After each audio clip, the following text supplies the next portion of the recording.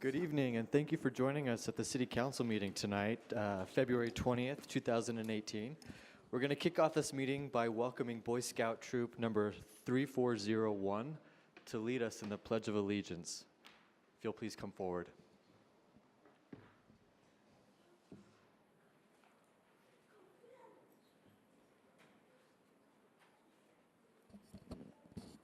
Go ahead, guys.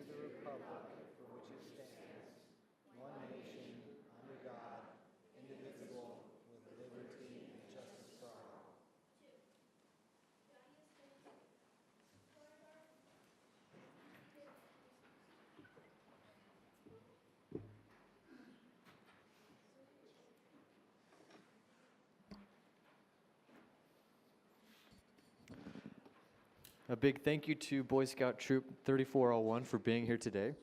I'd like to ask each and every one of you to come up to the mic here in the center and offer your name.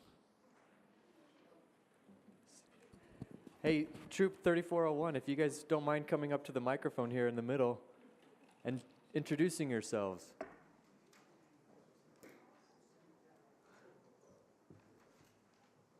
First and last name, please. Sam Wright. Sam Wright. Deacon Leisure. Thomas Oakey. Xander Benson. August Harrell. Mason Walker. Will Shaw. Henry Stoker. Jack Sorensen. Thank you guys so much for coming today. We'd like to welcome each and every one of you to our City Council meeting tonight. We appreciate that you've taken time out of your busy schedule to join us tonight. To start the meeting, we've laid out some guidelines for decorum and civility to make sure people feel comfortable and safe to participate.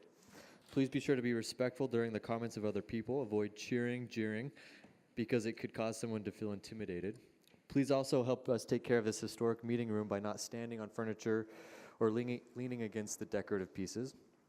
If you have a sign or a prop or other piece of equipment, please make sure that it does not cause disruption or block other people's views. And please do not approach the dais. If you have something to pass out to the council, one of our staff members will be glad to help you. Again, our staff is here to help, so if you need anything, just raise your hand and somebody from the City Council office will come and support you. Also, we recognize that 2 minutes is not a lot of time, so we'd like to remind you that we have other means of being in touch with your representatives. You can send us all an email.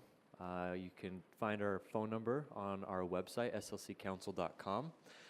And you can also schedule a one-on-one meeting with your representative if you have a specific issue you'd like to talk about. We are now at item A4, which is the approval of minutes. Is there a motion from one of my colleagues? So moved. Second. It's been moved by Councilmember Luke, seconded by Councilmember Johnston. Any discussion to this item? All those in favor? Aye. That motion carries. We are now at item A5, a joint resolution between the City Council and the Mayor recognizing the Lowell Benyon Community Service Center for 30 years of service to the community. Members of the Benyon Center are here tonight to accept this resolution, and I'll go ahead and start by handing the time over to Councilmember Luke to read the resolution in full. Thank you, Mr. Chair. And as a point of personal privilege, I would just like to say that over the past couple of years, I had the great opportunity of serving as a board member of the Benyon Center. It's a phenomenal organization. Those of you who are not familiar with it, I would recommend that you make yourselves familiar with it. So at this point, I will just read this joint resolution from the Mayor and the City Council. Joint resolution recognizing the Lowell Benyon Community Service Center for 30 years of service to the community. Whereas the Lowell Benyon Community Service Center was founded in 1987 and is the second oldest collegiate community service center in the United States. And whereas the Benyon Center models itself on the life of its namesake, Lowell Benyon, who respected all people, believed in social and economic justice for all. And whereas more than 160,000 students participated in Benyon Center service projects over the past 30 years. And whereas since its founding, nearly 3.5 million hours of services have been donated to the community.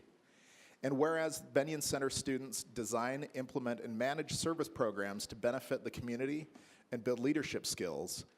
And whereas Benyon Center projects are designed to serve identified community needs, most of which serve the elderly, youth, and special populations. Now, therefore, be it resolved that the Salt Lake City Council and Mayor of Salt Lake City congratulate and thank the Lowell Benyon Community Service Center for 30 years of dedicated service to the communities of Salt Lake City.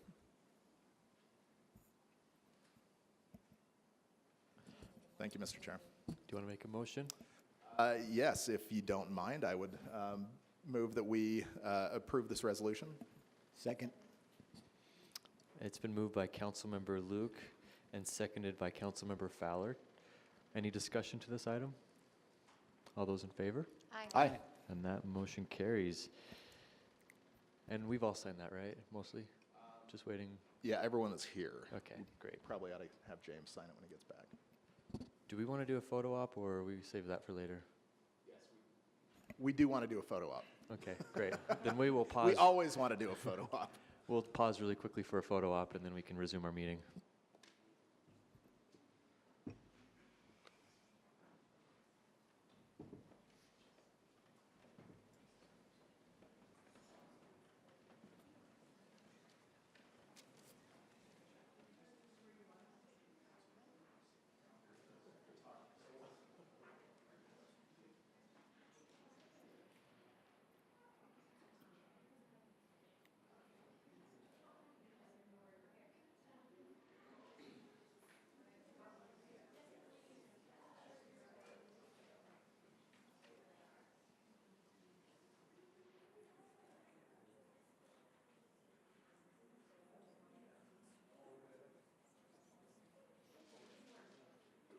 Anybody else want to take a picture? Come on up.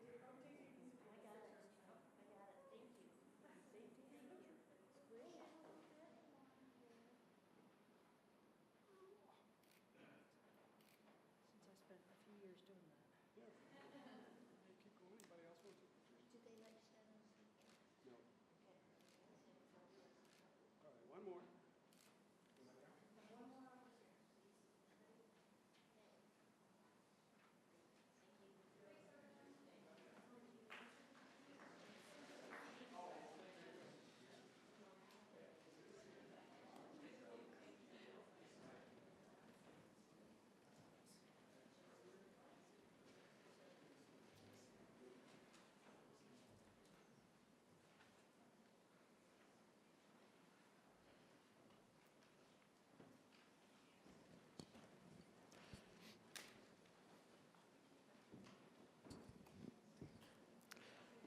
All right, we are now on to the public hearing portion of our meeting. We have a few opportunities for public comment tonight, and we will call people based on the comment cards that have been turned in. I will call individuals two at a time. The first person, please come forward, and the second person, please be in the queue. As a reminder, please help us create a civil and respectful meeting by not standing, cheering, yelling, booing, anything like that.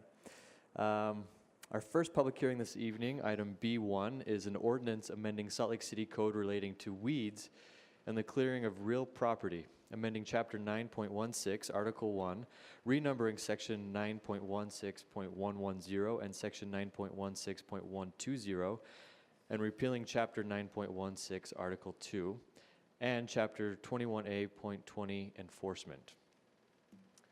I don't have any cards. Is there anybody in the audience who would like to speak to this item?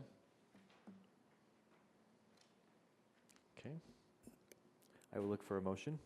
Mr. Chair, I move that we that the council close the public hearing and defer action to a future council meeting. It's been moved by Councilmember Mendenhall and seconded by Councilmember Luke. All those in favor? Aye. That motion carries. On to item B2, which is an ordinance amending various sections of Title 21A of the Salt Lake City Code pertaining to railroad freight terminal facilities and manufacturing zoning districts, amending Section 21A.28.020, Section 21A.28.030, Section 21A.33.040, and Section 21A.62.040. Up first, we have Terry Marasco, followed by Dorothy Pappas Owen. Okay. We have up first Dorothy Pappas Owen. Great. We don't, well, they were saying they're giving time. So we might have to. My name is Dorothy Owen. I live at 793 Sir Patrick Drive. While that is within the West Point Community Council, actually, other members of West Point Community Council will be addressing you today. Is that pretty good? Go ahead, you've got 2 minutes. So, the reason I am here today is because after the last Planning Commission meeting regarding the zoning changes in the Northwest Quadrant, a number of us were there when the Planning Commission made a number of areas that they wanted to have the City Council pursue. And we felt that our responsibility as citizens was to take those areas of interest and get together as community people and discuss them and come back with some thoughtful recommendations to you. That's what it's all supposed to be about, is having community people, organizations get together, come up with good information and make good, thoughtful decisions and recommendations.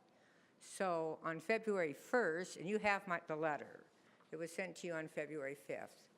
On February 1st, 19 people from about 12 different organizations came together at Zilla's Family Restaurant and Lounge.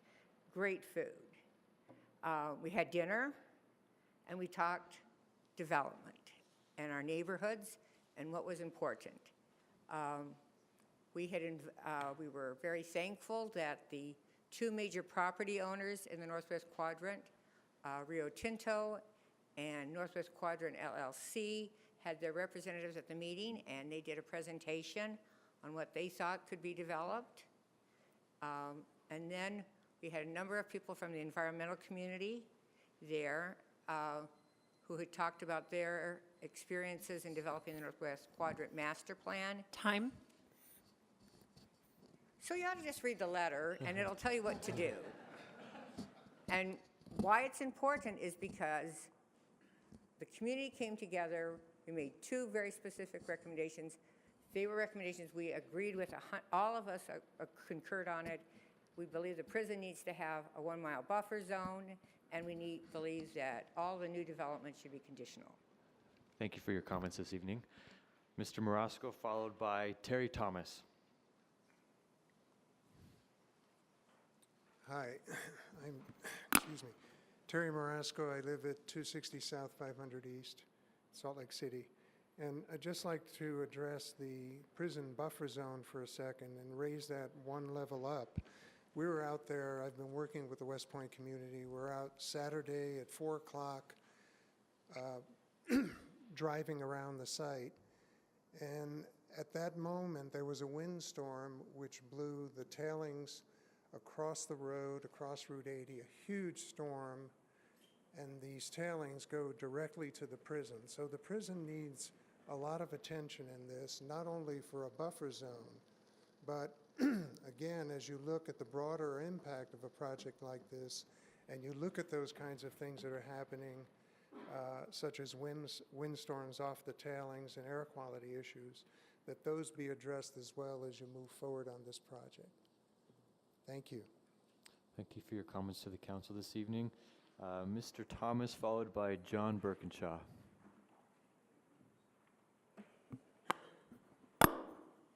Hello, my name's Terry Thomas. I'm the vice chair for West Point Community Council.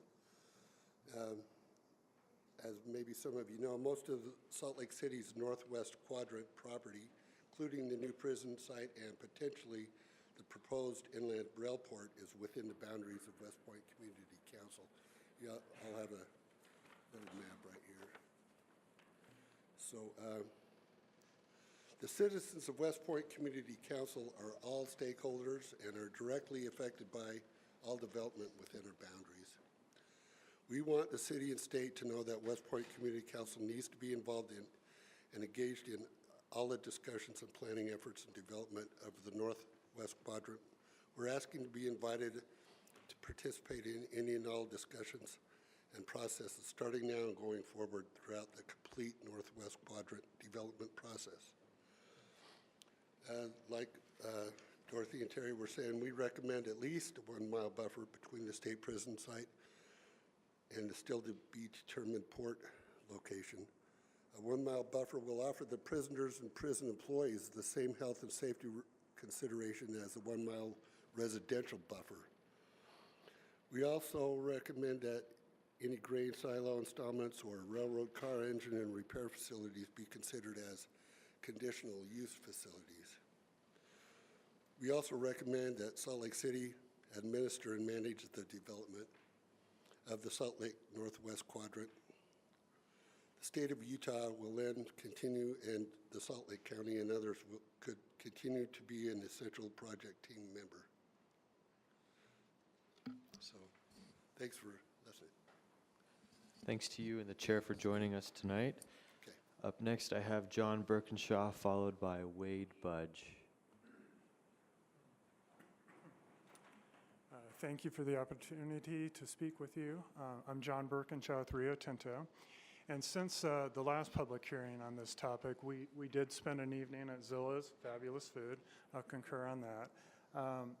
And we also spent an afternoon with the Great Salt Lake Alliance. Both venues were very hospitable to the development community and to the community councils and the environmental folks. And the conclusion from all this is that the process that we're taking part of this evening is so very important to the success of this venture that we're talking about with this global port. The conditional use is something that we think is really an appropriate tool for ensuring that we get the comments and we hear them and we can respond to them. And basically what we heard from the community is what Terry and Dorothy have told us, is that there is some concerns about being too close to the prison. We understand that. And what we'd like to do is, as we near a conclusion on where we think the appropriate location would be if this amendment is approved, then we will do the public outreach again, and we'll get consensus before we actually deliver a conclusion. So I appreciate the time. Thank you. Thank you for your comments. Up next, I have Wade Budge, followed by Wayne Martinson. Chair, council members, Wade Budge here on behalf of NWQ LLC, the other major owner in the Northwest Quadrant property. First of all, I want to start by complimenting the council, administration, and staff who have all worked very hard on giving us input. We appreciate the time that the Planning Commission spent with this current text amendment and are in support of it. What we like about the text amendment is that it's very careful in the way that it describes how a rail terminal facility would be sited. It recognizes, as John just indicated, that it would be a conditional use. And that, I think, is important to keep in mind, because the text amendment tonight does not locate the facility. It merely establishes the parameters and the items that need to be considered as this discussion continues forward. And what it also does is it removes what was a relic, if you will, from the prior code, which had a 5-mile radius barrier, which didn't serve a purpose that, and in fact acted as an impediment to our efforts here to try to bring rail into this area. Let me just emphasize one last point to keep in mind. One of the reasons there has been a discussion on rail is, as we look at air quality and other environmental impacts, rail is certainly a significant part of the answer to looking for ways to reduce those impacts as we try to have less truck traffic on our roads. So thank you again to all who have participated in this, and thank you to the council. Thank you. Up next, we have Wayne Martinson, followed by Lance Bolin. And Lance Bowen will be the last card that I have. Hi, my name is Wayne Martinson. I live at 549 Cortez Street, and I used to work for National Audubon Society, but I'm representing Great Salt Lake Audubon today. We submitted a letter dated February 16th on behalf of National Audubon, Great Salt Lake Audubon, as well as League of Women Voters of Salt Lake and Friends of Great Salt Lake, talking about the February 1st meeting that Dorothy mentioned, mentioning how big of a issue this is, how we want to be involved in the process as it moves forward, but also emphasizing the two items that were agreed upon on the February 1st meeting that Dorothy mentioned, and hoping that the council will include those as you move forward with the zoning amendments. And the first one you've heard about is the 1 mile buffer for the prison. That is important for the prisoners. It also adds a little bit more of a buffer for the natural areas, which is valuable. And what I should emphasize that those natural areas as part of the Northwest Quadrant Plan are something that the conservation community and the landowners worked extensively on, and we're very happy that that's part of the plan. The other part that we're hoping that you put in place is this conditional use for grain silos and repair shops, something that we mentioned in the letter of February 16th, and that was also part of the February 1st discussion where I think we had a good consensus. Thank you for the time to comment. Thank you for your comments to the council this evening. My last card is Lance Bowen. If anybody in the audience would like to speak, please grab a green card and a staff member will help you out. Council, thank you very much for allowing me to take this time to address you and the administration. Thank you, Mayor. We are excited about the process that has taken place to get us to this point. Even though we've been owners only since November, we've been very busy, as the council knows, working with a lot of the shareholders, stakeholders, constituents that care deeply about this area. And I want to thank the community that is closest to this project area for their outreach, for their time that they've spent on bringing us up to speed with the relevant issues that are really important to us getting this right. And so I just want to reiterate what's been said, that we remain committed to making rail a sustainable solution for our city long term, but at the same time, we want to address these overarching principles and make sure that we can think about this in a thoughtful way, addressing the concerns of the community and making sure that this facility can become what we think it can become, which is the most efficient way for us to bring goods and services into our city and not relying on truck traffic inevitably to do this for us. So we're very happy that this issue is before the council, and we reiterate our commitment to working together on this conditional use process to bring about a facility and a location that adequately addresses the concerns. Thank you. Thank you, Mr. Bowen. Seeing nobody else, I will look for a motion. Mr. Chair? Yes, council member. Patience. Yeah. I move the council close the public hearing, suspend the rules, and adopt an ordinance amending various sections of Title 21A of the Salt Lake City Code pertaining to railroad, freight terminal facilities, and manufacturing zoning districts. Second. It's been moved by Councilmember Johnston and seconded by Councilmember Luke. Any discussion on this item? If I might, Mr. Chair? Please. Thank you very much for the public input. I was at the tail end of that meeting you discussed. I appreciate the concerns were brought up. This does talk about conditional use for rail. We've talked about the 1 mile buffer concept as well. Due to discussions with the state right now that you're aware of, I think we're going to keep that in our heads as we talk about this going forward with everybody and revisit that piece a little bit. But just so you're aware, those both have come up in our discussions, and as you know, the discussions with the state have been ongoing or still ongoing for a few more weeks at least. So, Anybody else? Mr. Chair, may I have a point of privilege? Please, by all means. I just want to say thank you to the landowners for engaging in this public process as much as you have, and for inviting the community members in to have those discussions and to hear any of those concerns. We've, since I started this council 6 weeks ago, feel like we've seen you here pretty much almost every time we've had a council meeting. And I think that that is important in those continued conversations, and your assurances that those conversations will continue is imperative to make this project successful for everyone that will be affected, which kind of is all of us, right? But so I just wanted to say thank you for that. What? Oh, yeah, and I think, Lance, did you get a haircut? It looks good. All right. Let's see. All in favor? Actually, let's roll call this. There's so much hesitation. We'll start from the bottom and go up. Okay, District 2. Ouch. Yes. 3? Yes. 5? Yes. 6? Yes. 7? Yes.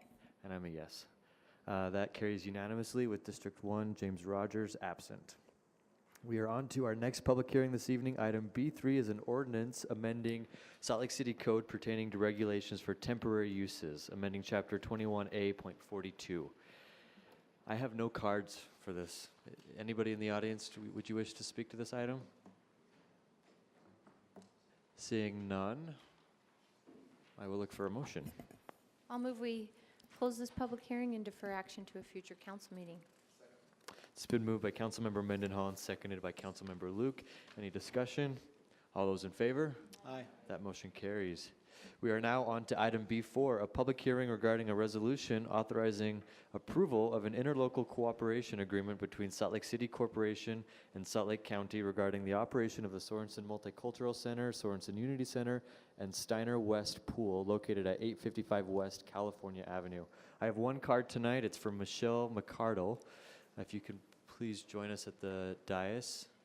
You've got 2 minutes. And if anybody else would like to speak, please grab a blue card. Hi, Michelle McCardle here.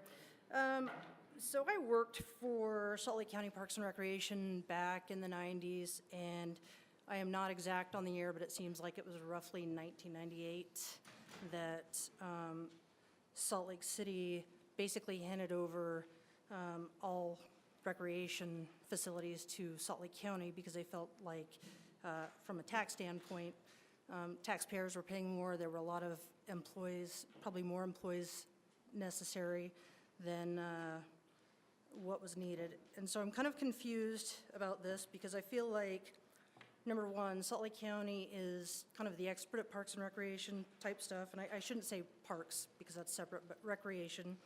And the Sorensen campus is used for many great activities, including the Unity Center, Multicultural Center, and a lot of activities happen there, but those activities also happen at places like Northwest Recreation Center, Central City, that are also in low-income areas, and pricing is about the same. Actually, I think Central City is a little bit cheaper in a lot of areas, but that's because they don't have as many participants.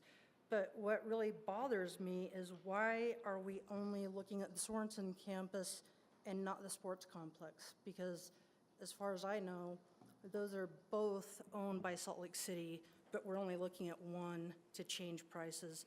And I understand it's probably to go lower on prices, but it seems like you would be spending more money on tax dollars negotiating prices through the county instead of just letting them do what they do best.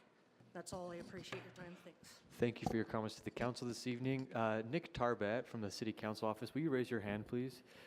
Michelle, if you'd like to learn more about this, I would recommend connecting with Nick from the council office, and he can answer any questions for you. Is there anybody else who'd like to speak to this item? Seeing none, I'll look for a motion. Mr. Chair? Yes, sir. I move the council close the public hearing and defer action to a future council meeting. It's been moved by Councilmember Johnston and seconded by Councilmember Wharton. Any discussion? Yeah, quick one. Please. I know I talked to Mr. Tarbett about this. I'm mindful of the community input about nervousness about changing programming at Sorensen. Under this agreement, the city will still own facilities and handle facility maintenance. The county will run programming out of it, the same they have. So from a patron perspective, nothing will change. Pricing should stay as it has been before. Programs will stay as they have been before. And the plan is for the facilities to be better maintained going forward. So hopefully it's a win-win for everybody involved. So thank you. All those in favor? Aye. That motion carries. Our last public hearing this evening includes items B5 through B10 regarding 6 grant applications. 1 is the Green Bike Program Extension. 2 is the Salt Lake City Transportation Management Organization Startup. 3 is the Assistance to Firefighters Grant. 4, Prescription Drug Prevention Community Enhancement Grant. 5, Fairmount Park Spring and Pond Restoration. And 6, Utah Certified Local Government 2018-19 Program, Historic Preservation and Energy Efficiency Outreach. I have nobody here to speak to that. Anybody in the audience, would you like to speak to these grant opportunities? Seeing none, I'll look for a motion. I move that the council close public hearings and refer items B5 through B10 to a future meeting for action. It's been moved by Councilmember Wharton and seconded by Councilmember Fowler. Any discussion on this item? All those in favor? Aye. And that motion carries. We are now at section C, potential action items. Our first item, C1, was actually adopted during our February 6th formal meeting, so we'll move on to item C2, which is a resolution to provide below-market financing to Violin Commons LLC, which intends to purchase the Northwest Pipeline Building located at 315 East, 200 South. This is our former police headquarters. Mr. Chair, I move the council adopt a resolution authorizing below-market seller financing loan terms to Violin Commons LLC for development of historic and affordable housing at the Northwest Pipeline Building and site located at approximately 315 East, 200 South. I have a motion by Councilmember Mendenhall and a second by Councilmember Fowler. Would any councilmember like to speak to this item? Let's do it. All right. All those in favor? Aye. And that motion carries unanimously. We are now at section D, comments, the best part. Are there any questions from council members to the mayor who's with us this evening? Thanks for joining us. Hi, Mayor. Nobody? Thanks for being here. Let's see. All right.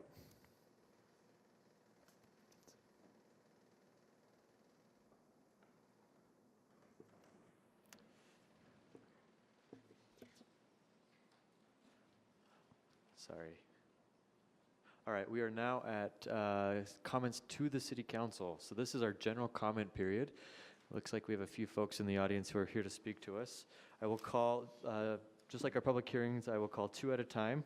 First person, please come up. The second person, please be ready in the queue.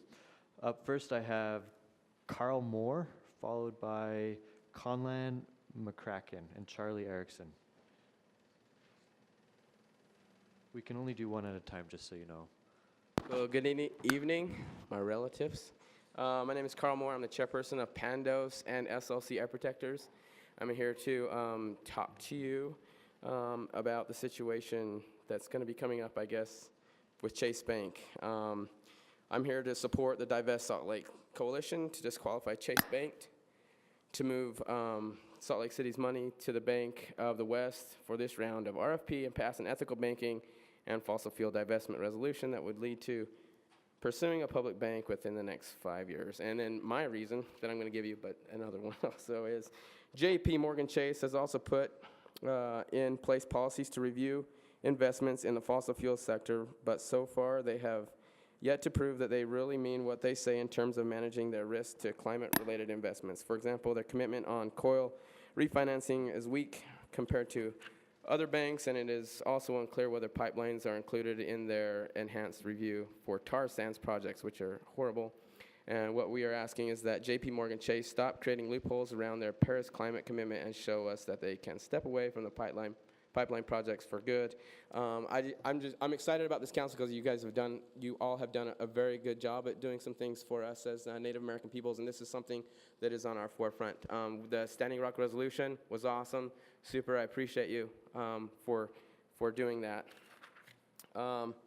Also for the Indigenous Peoples Day, the declaration of that. I really appreciate that. And this is something that is important to us as Native Americans, this divest from unethical banking, Chase, Wells Fargo.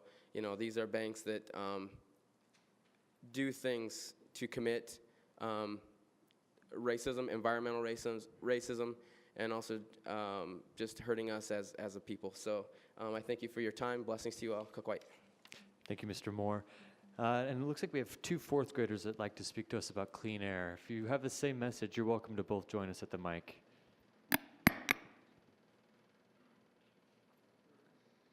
Hi, my name is Charlie Erickson.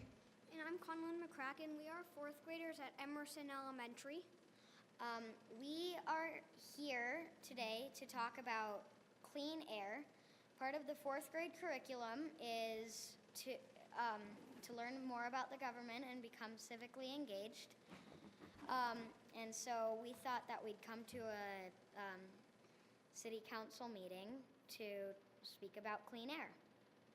We've done a little research and learned that you've already done a lot related to clean air, but we have a few more ideas.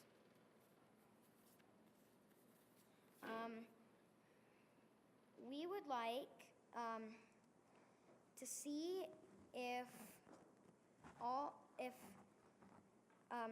schools and community centers, if we can make them a little more energy efficient.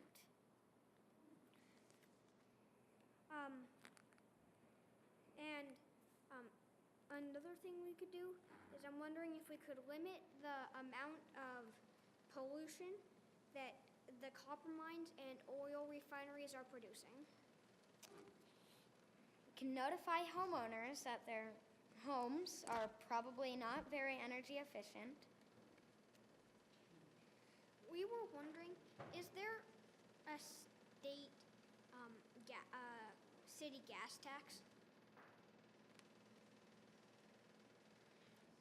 Is it okay, we were just wondering because we were wondering if you could extend the free bus zone and on non-business days such as weekends and holidays, make the city buses free.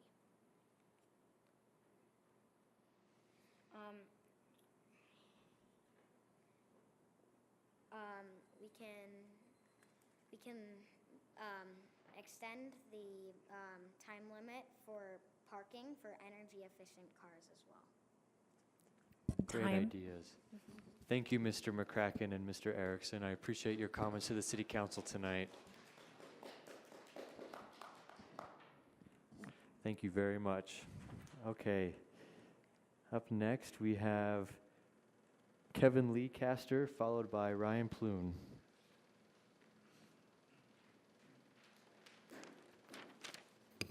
I'm Kevin Lee Caster. Thanks, Chair, Council, and good to see you, Mayor. I'm here to speak also about the Divest Salt Lake Coalition efforts to disqualify Chase Bank and other banks that are standing in the way of us moving into a cleaner energy transition. If we don't burn fossil fuels, we'll have clean air. And the sooner we get there, the better. And we're seeing a lot of movement, and the divestment movement is making an impact. We're getting struck back at activists or whatever, and when Norway moved, it really made a huge impact taking that $5 billion out. And so I just want to stand up here in solidarity with that we need to think about using whatever tools we have to get us to transition cleaner, quicker. Thanks. Thank you, Mr. Lee Caster. Up next, I have Ryan Plune, followed by Alex Johnson. Is there someone that can bring these up to that Yes. place? My name is Ryan Plune. I'm a constituent of Aaron Mendenhall, and I've been a part of this Divest Salt Lake Coalition for the last year.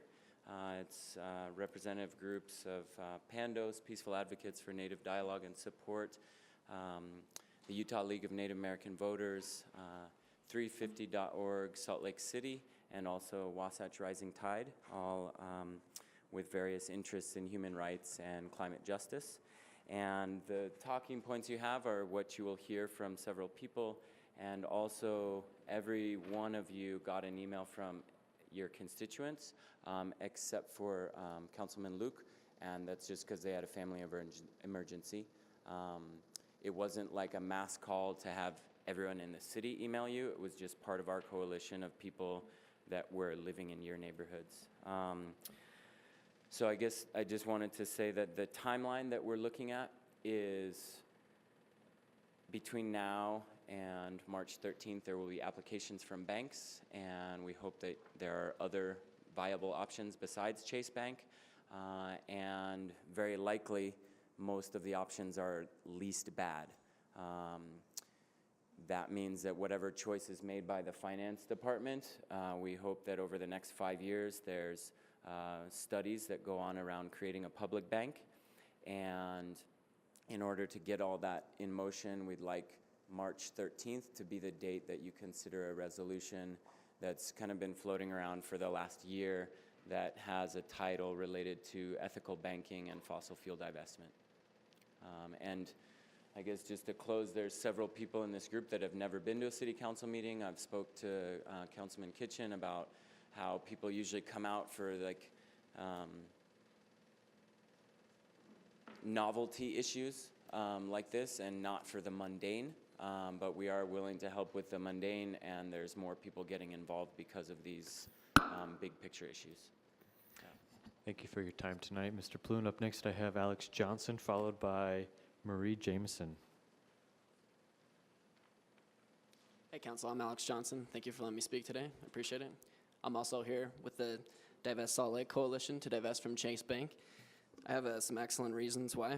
On Violation Tracker, on goodjobsfirst.org, it shows dozens of violations from 2000 to 2017, totaling $29.4 billion on banking, consumer protection, false claims, environmental, wage and hour, unfair labor practice, health, safety, employment discrimination, price fixing, bribery, and other cases initiated by 43 federal regulatory agencies and all divisions of the Justice Department. The top 10 primary offenses are nearly $13.5 billion in toxic security abuses, 3 abuses, $5.4 billion in mortgage abuses, 3 of them, 13 banking violations, clocking in at over $4 billion, anti-money laundering deficiencies, 2 of those at around $2 billion, the False Claims Act, 1 at $614 million, a foreign exchange market manipulation, $550 million, 4 consumer protection violations at $520 million, investor protection violation, 7 of them, $434 million, securities issuance or trading violation, 8 of them, $427 million, and 1 energy market manipulation at $410 million. So just from my heart, I feel like there's plenty of other options out there, and this being one of the most unethical banks out there, I would appreciate it if we could look in other ways to get our money from. Thank you for your comments, Mr. Johnson. Up next, we have Marie Jameson.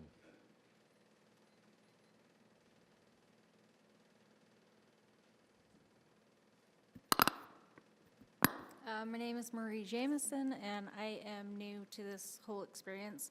I just wanted to go ahead and express my my time for here, I guess. Similar to JP's Morgan Chase climate statements, they have also said positive things about their commitment to human rights. They are signatories to the Equator Principles, the United Nations Principles for Responsible Investing in Knowledge.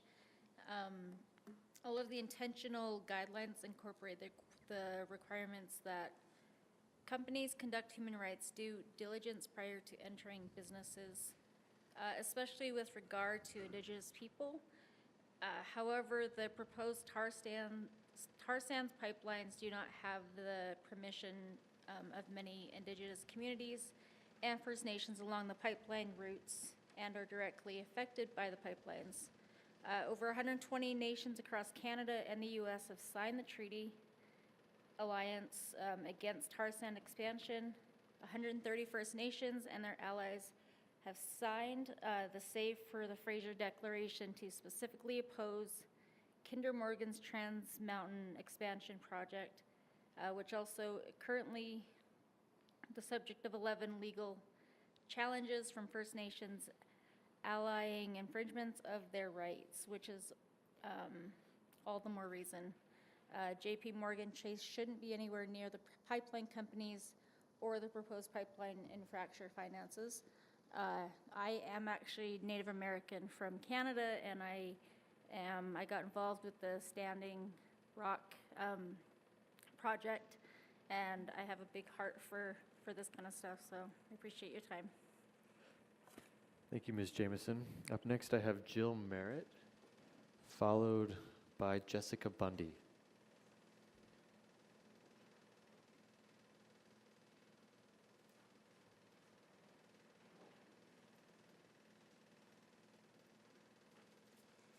Good evening. I'm Jill Merritt, 1263 East South Temple, Salt Lake City, Utah, 84102.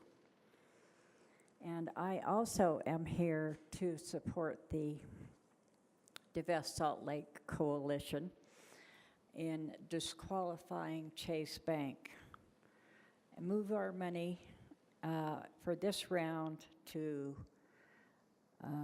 the Bank of the West, and then pass an ethical banking and fossil fuel divestment resolution that would lead to pursuing a public bank within the next 5 years. JP Morgan Chase has provided capital for 4 loans to Enbridge, 4 loans to TransCanada, 3 loans to Kinder Morgan. JP Morgan Chase is therefore one of 19 banks that are financially supporting all of the companies that intend to build the 4 proposed tar sands pipelines. Thank you. Thank you for your comments to the City Council tonight. Up next, I have Jessica Bundy, followed by Jeff Baer. Hi, I'm Jessica Bundy. This is my first time here at a council meeting, and I have a couple issues that I have experienced in my community that I would Jessica, like to focus on. will you pull that mic up so we can hear you? Is that better? That's better, yeah. The first thing yesterday, I made a call to the police because there are people squatting in my house, or in the house next door to ours. We've had a lot of problems with this house. They finally moved out. I find used needles, other gross things in my yard. There's people in my yard that I don't know. Anyways, I realized that the cops probably get calls for these guys all the time, but I was treated very, very terribly by the police officer yesterday. I misunderstood one of his questions, and he threatened to report me for withholding information. He asked me which house I was in. Like he wanted to come bang down my door. I was scared, I'm not gonna lie. He kept asking me what laws they were breaking and why I was calling. And yeah, he was just rude from the beginning. I asked him why he was being rude, and he got extremely mad at me. Yeah, so I shouldn't be afraid to call the police, and I was afraid. So after a conversation, we were able to come to a resolution, and he, informed me on more of the process, like, who are you? What is your relationship to the house? I thought he meant, I said I'm the neighbor, and he's like, well, are you the owner? Are you the landlord? Like, he said, I can't do anything if I don't know the house is they're not supposed to be living there or whatever. But anyways, so I feel like it's their job to inform people without being intimidating and threatening. And I shouldn't feel safe when I call the police, not less safe. Okay, thank you. Thank you for your comments to the City Council, Jessica. If you would like to engage with City Council staff, Nick Tarbett right there raising his hand, we can do a little bit of follow-up with administrative staff and see if we can't get this resolved for you. And we're sorry for your negative experience. Okay, up next I have my final card this evening is Jeff Baer. Welcome. Good evening, Mayor Biskupski and members of the council. Affordable housing, density, infill, established neighborhoods, community engagement. So I'm here to talk about 620 East, 1700 South in Salt Lake City in the Liberty Wells Community Council area. In February of 2017, I went to planning because there was construction going on, and I was the chair of the committee for Liberty Wells on construction and such in the council. And I was told that the development met zoning requirements and community council input was not required and not needed. There is now a 3-story white stucco cube in the neighborhood. Everything around it is brick. Even the 2-story apartment building right next door is brick. And I know the council, at least I've read in the papers, that the council's been trying to reduce the amount of stucco in all these big apartment buildings going in all over the city. What bothers me is there's no context within the neighborhood. Again, everything is brick all around it, and it's a 3-story white cube. That's the only way to describe it. If you drive by, you can't miss it. I'm just concerned that this was even approved. And again, that even though I approached the council, I approached the planning department, that there was no attempt or even a desire to get input from the community. And as we keep building in more density in our established neighborhoods, this is going to come up more and more. And this just can't happen again. Drive by it, look at it. I'm amazed. So, thank you. Thank you very much, Mr. Bear, for your comments to the City Council this evening. I have no additional cards. If somebody in the audience would like to speak now or forever hold your peace, or at least until our next meeting. And that will, let's see, do I need a motion? No motion. Okay. We are now on to new business, which we have none. So we will move right on to the consent agenda, and I will look for a motion from my peers. I'll move approval. It's been moved by Councilmember Mendenhall and seconded by Councilmember Luke. Any discussion? All those in favor? Aye. And the consent agenda is passed. And this concludes our formal meeting this evening. I want to thank everyone who stuck around, and we will see you next time.